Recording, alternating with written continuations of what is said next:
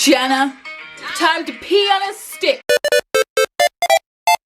I did not think I was going to be filming this video today, but here we are. Hello everyone, my name is Shaki and welcome back to my channel. Today I'm going to be doing the Waitress book tag. If you didn't know, Waitress is a musical that I have recently got into. Over on my main channel I have been doing, or I've started to do, Waitress reactions like I have done for other musicals in the past, like 6. So if you want to go and watch those, I will leave the links to all the videos that I've gone up to do with Waitress, or to the playlist that I'm going to collate of them all. I won't be tagging anyone exclusively because I'm not actually sure who likes musicals and who likes books. I say that every time. But if you want to do this, then go ahead and say that I tagged you. I really don't mind. I just don't want to tag people who aren't going to do the video, and also not tag people who feel left out. So if you want to do this tag, then go ahead. I'm just spreading the Waitress love. There aren't as many prompts as I thought there was going to be, but let's jump into them anyway. So the first one is for the song Opening Up. The prompt for this one is the first book in a series that you thought was better than its sequels. Oh boy! Where do I start? The book I have decided to answer with for this prompt of Opening Up is Scythe by Neil Shusterman. Don't get me wrong, the Scythe Arc of a Scythe series is one of my favourites, and I think that they all genuinely are really well done. However, Scythe just hit me in my feels the way that Thunderhead and The Toll both, I think, didn't have, because they weren't the first book in the series. Like, Scythe grabbed me sorry, I'm beating you, I'm so sorry. Scythe grabbed me hook, line and sinker when I first read it, and I think I'll always have that bond with Scythe, which is why the second and the third books just weren't going to live up to that expectation. But they were still really good. The next prompt is surrounding the song The Negative, a book that you read based on a friend's recommendation. I hope you drank enough this morning. For this prompt of The Negative, I'm going to be going with Pulp by Robin Talley, which is actually one of my best friend's favourite books. And she's been recommending this to me since she read it whenever it came out, and I just haven't read it. I didn't pick it up. I bought it and it sat on my shelves for quite a long time. I kept moving it around, wondering, should I actually read it? Should I unhaul? What should I do? And then I finally picked it up, and my god, it was a really good book.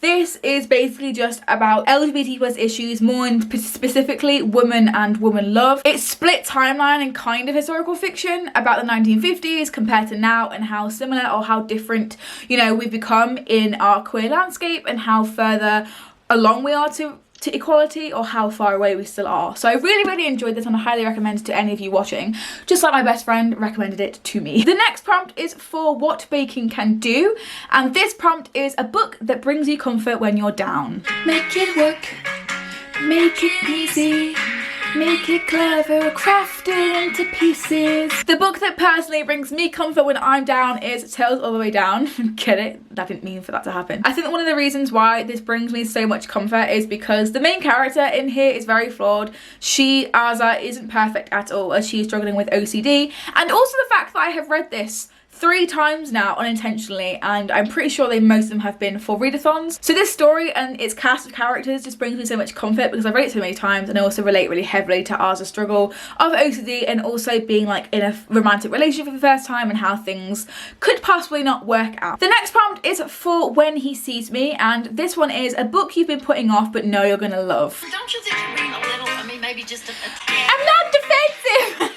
I'm simply being cautious. A book I've been putting off that I think I would personally love is Arch Enemies by Marissa Meyer, which is the second book in the Renegades trilogy. I'm not actually sure what its full name is, but the first book is Renegades, and I haven't reread that yet, which is stopping me from carrying on with the series and reading Arch Enemies, because although I did like Renegades, and I do remember really liking it and loving the characters, I can't remember a lot of it. So I'm kind of putting reading this Arch Enemies off, and also Supernova, because I haven't read the first one.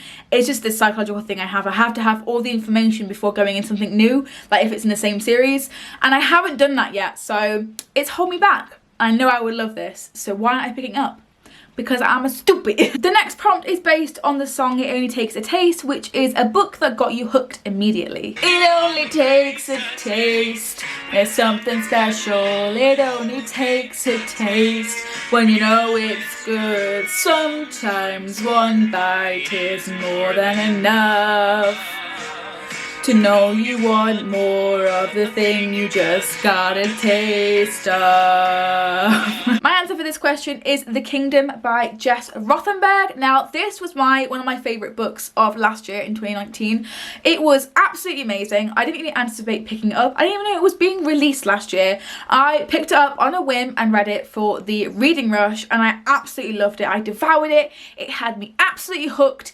It's basically about something called The Kingdom, where we are kind of like living with the fantasists, who are basically Disney princesses of sorts, whose one mission, one programming, because they're half android, half humans, is to make happily ever afters come true. But we follow Anna, who is on trial for supposedly killing somebody who wanted her to make his happily ever come true, and we just follow that and how the kingdom isn't all what it seems. I love this book. If you haven't read it yet, you absolutely need to. It is so good. It has one of my favourite tropes in here, which is like worlds that seem utopian from the outside looking in, because who doesn't want a happily ever after to happen to them? But then it's dystopian on the inside from the inside looking outwards, because the fantasists actually aren't as happy as they seem, and they are programmed not to feel emotions and just want to serve people. And then Anna starts to break through her coding, and it is just one of the most amazing pieces of literature I have ever read, and I highly recommend this. I have now hyped that up for so many people, and I'm not even sorry. This next prompt is based upon the song Never Getting Rid of Me, which I don't actually like. A book you didn't expect to love but did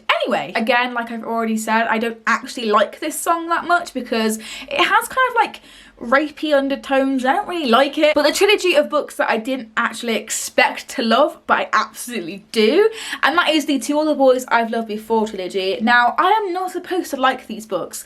They are not written for me. They are not for my age demographic. They are cheesy and predictable, and I shouldn't like them, but I do. I am honestly Peter Kavinsky trash. The next question is based upon Bad Idea, and that is a guilty pleasure read. You have a wife, you have a husband, you're my doctor.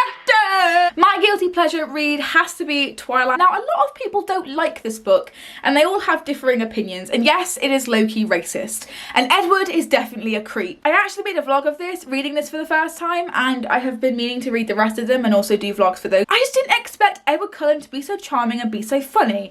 I didn't expect to fall for Edward Cullen, but I did. Bella Swan, 2009. Despite that, this is just a cheesy romance about vampires that I didn't know I needed in my life, but I definitely did. The next prompt is based upon I Didn't Plan It, an unpopular / dislike book that you liked. I didn't plan it, the light turned red and I ran it. The book that I actually ended up enjoying that was unpopular to me before I read it, that is Paper Towns. I did not think on my reread of this for the Greenathon, which I'll link up above and down below, I did not think that I was going to enjoy this the way I did, and it got like 4 stars from me. So although it's not like an unpopular opinion to like this book, I didn't expect to like it like I did, and I kind of proved my own like notorious reputation wrong of not liking this book and preferring Looking for Alaska, although I do prefer Looking for Alaska, hence my channel name. I really liked this, and that is an unpopular opinion coming from me. As the last prompt is based upon the song She Used to Be Mine, a character that reminds me of myself. She is hard on herself.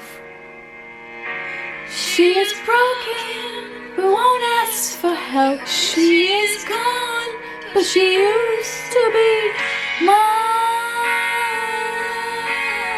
So I spend most of my time reading visualizing how characters are like me, and if they're not like me, they're like other people in my life. So I have quite a few answers for this question. Alaska from Looking for Alaska by John Green. I haven't talked about Shadowhunters in this video, so it'd be rude not to include them somehow. I would say I am like Jace Herondale. I think I am Jace's, Will's, and Simon Lewis's love child. And last but not least, I am also a bit like Katie from the Illuminae files, more specifically Katie in just Illuminae, because she's my babe and I love her so much, and I actually used to have pink hair as well. So there is my version of the Waitress book tag. I really hope that you enjoyed it. If you did, give this video a huge thumbs up and my channel a huge subscribe. I really hope that you enjoyed, and I'll see you next time. Goodbye!